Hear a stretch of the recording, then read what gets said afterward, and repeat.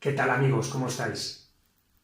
Obviamente, como órgano físico, únicamente poseemos un cerebro, pero este a su vez se compone de tres partes muy bien diferenciadas.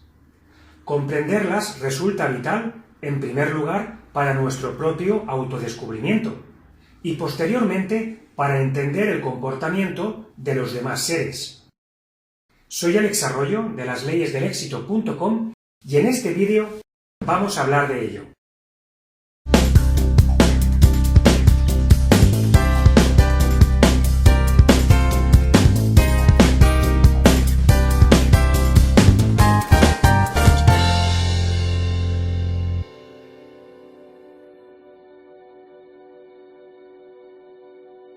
¿Por qué nos comportamos de la manera que lo hacemos? ¿Realmente somos conscientes de cómo actuamos? ¿Por qué en tantas ocasiones hacemos cosas con las que nos perjudicamos a nosotros mismos? ¿Por qué pensamos y sentimos de determinada manera? Esas respuestas están en nuestro cerebro, y este sigue siendo todavía un gran desconocido. A pesar de ello, sí sabemos que es el mayor ordenador del que tenemos conocimiento a día de hoy, y que puede almacenar 280 trillones de bytes.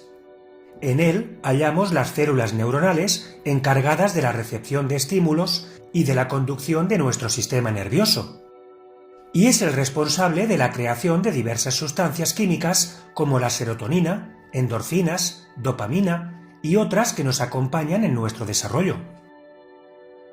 La teoría de dividir al cerebro en tres partes surge del médico y neurocientífico estadounidense Paul MacLean, y con ella comprendemos, aunque sea de manera superficial, qué nos lleva a actuar de determinada forma ante las diversas experiencias que tenemos los seres humanos. Nuestro sistema nervioso central alberga tres cerebros. Por orden de aparición en nuestra historia evolutiva son el reptiliano, el límbico y por último el neocórtex. Cerebro reptiliano. Contiene la parte más antigua de nuestro cerebro y se cree que fue desarrollado hace unos 500 millones de años. Se encuentra presente primordialmente en los reptiles, que son las especies animales con menor desarrollo cerebral. Está diseñado para manejar la supervivencia desde un simple sistema binario, huir o pelear. Tiene un papel muy importante en el control de la vida instintiva y en regular las funciones vitales. Sin su ayuda, nosotros, como especie, no hubiéramos logrado sobrevivir. Por otro lado, este cerebro no está en capacidad de pensar, analizar, ni de sentir cuando el estado del organismo así lo demanda. Actúa, por tanto, de forma impulsiva, y es el que más nos asemeja a la conducta animal.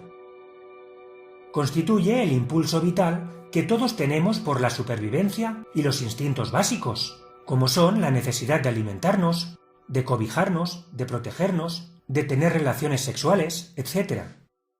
Este es un cerebro funcional, territorial, responsable de conservar la vida, y por tanto, el que actúa con violencia y sin control cuando se siente amenazado. Este área cerebral aloja una programación muy definida y primitiva, siendo muy resistente al cambio, ya que en ella se alojan los hábitos, las adicciones y todos los condicionamientos. De esta forma, cuando nuestras fobias y miedos más profundos aparecen en la superficie, la reacción del individuo es siempre primaria e incontrolable, igual que nos comportábamos en las épocas primitivas de las que este cerebro es heredero. Las personas que operan fundamentalmente con el cerebro reptiliano suelen carecer de empatía y consideración hacia sus semejantes, y en modo alguno podrán sentirse inspirados por los asuntos más sutiles del conocimiento intelectual y de la elevación de conciencia, puesto que su enfoque es meramente primitivo, y con esta conducta buscan solo satisfacer sus instintos básicos. En casos extremos y enfermizos encontraremos a los psicópatas, ya que estas son personas que no tan solo son capaces de cometer barbaridades de forma totalmente fría, sino además de carecer del sentimiento de arrepentimiento. Esta conducta es habitual encontrarla en los más despiadados enfermos mentales, incapaces de tener el mínimo sentimiento de compasión por el sufrimiento ajeno. Piensa por un momento en tus antepasados, miles de años atrás, en una oscura caverna de las montañas donde casi no queda comida, y dos machos se disputan salvajemente el último bocado de carne. No te culpabilices si alguna vez has tenido impulsos muy primitivos. Al fin y al cabo, nos viene de familia.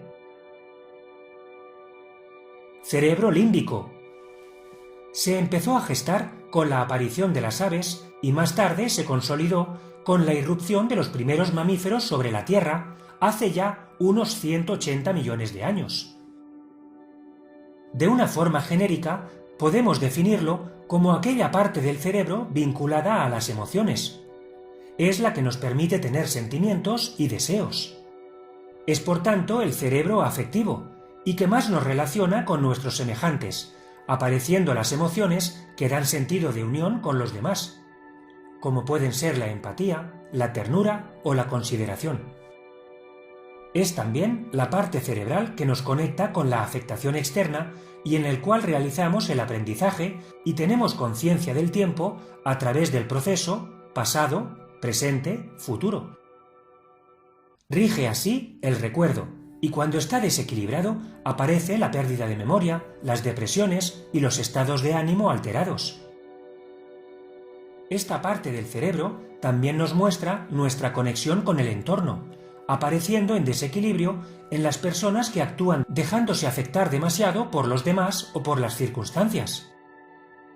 Hablaríamos aquí de la hipersensibilidad y, por otro lado, de aquellas personas incapaces de dejarse afectar en lo más mínimo y, por tanto, de expresar emociones de asertividad. Cerebro neocórtex.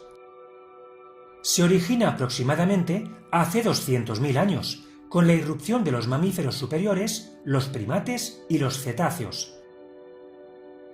Es la parte del cerebro que relacionamos con el razonamiento. A pesar de que hoy en día la ciencia ha demostrado que diversas especies animales pueden ejecutar determinadas funciones vinculadas también al neocórtex, únicamente en los seres humanos se llevan a cabo los denominados procesos superiores de orden intelectual, y los que nos conectan con la conciencia tal y como la conocemos como seres humanos.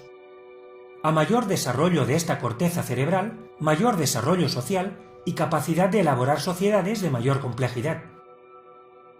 Es también la parte encargada de alojar los dos hemisferios cerebrales, el derecho, al cual le atribuimos las labores creativas, asociativas y la imaginación, y el hemisferio izquierdo, responsable de los procesos lógicos, analíticos y estructurales. Por tanto, una buena sincronización de los hemisferios produce, en primer término, la visión mental creativa y, posteriormente, el análisis y seguimiento exacto de los procesos que vamos a seguir. A pesar de que, en general, todos estos fundamentos son aceptados en el ámbito científico, los nuevos avances propugnan un nuevo paradigma basado en que en el funcionamiento del cerebro no importa tanto la función que realiza cada una de las partes por sí solas, como el modo en el que se conectan entre sí para trabajar en conjunto y en tiempo real de forma sincronizada. Por tanto, podríamos decir que estos tres cerebros equivalen en sí a tres computadoras biológicas interconectadas. Cada una tiene su propia inteligencia, su propia subjetividad individual, su propio sentido del tiempo y del espacio, y también su propia memoria.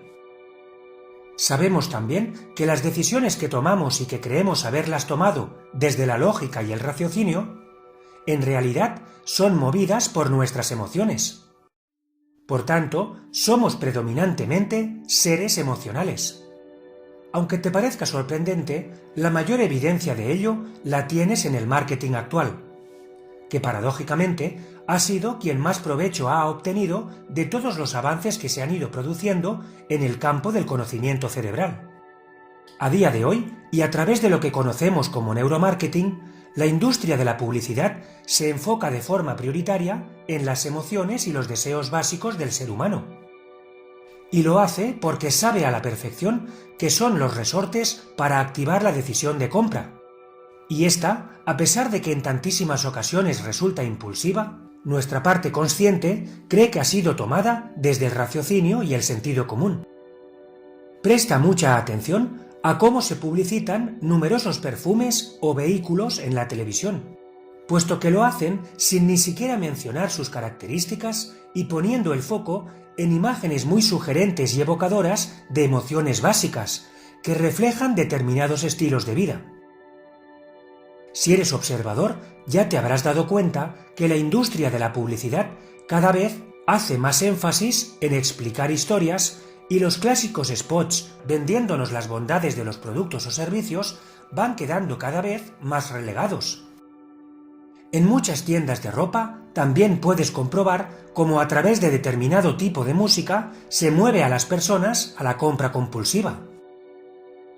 Otro claro ejemplo de cómo las emociones rigen nuestra vida muy por encima de los demás aspectos, puedes observarlos en personas que han perdido cierta capacidad de memoria para recordar hechos o datos recientes, pero que sí pueden hacerlo con eventos acaecidos muchos años atrás, porque les conectan con determinados estados de bienestar, afectividad y todo tipo de recuerdos emotivos.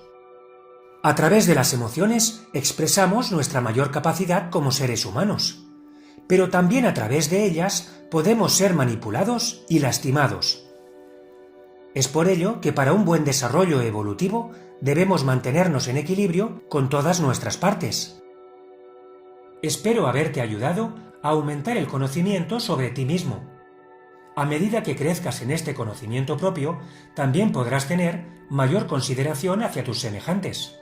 Y como bien sabes, esto es algo que depende única y exclusivamente de ti.